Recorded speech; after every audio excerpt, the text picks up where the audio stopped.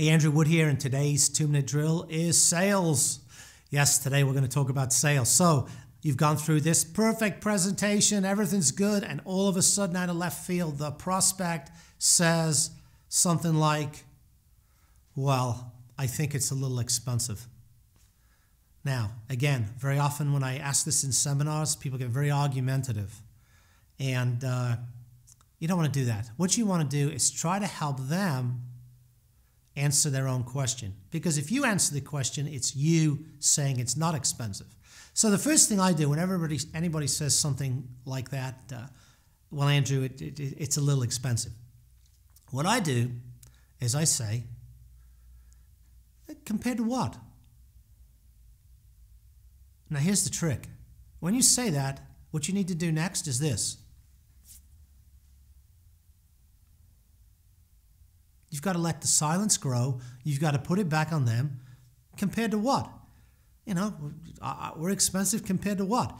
Let them answer your question. And they might say, well, to the club down the street, you know, to XYZ Club. You know, they only charge $500 sign-up fee, or they're $500 cheaper.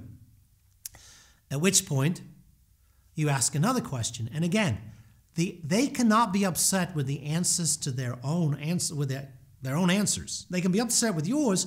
You can get argumentative, but they cannot be upset with the answers they give themselves. So when the prospect says, compared to the course down the street, the next thing I'm going to say is, you're more expensive than the course down the street.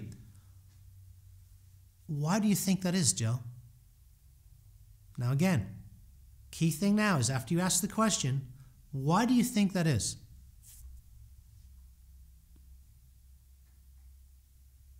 Yeah, it's hard to do, but just do it.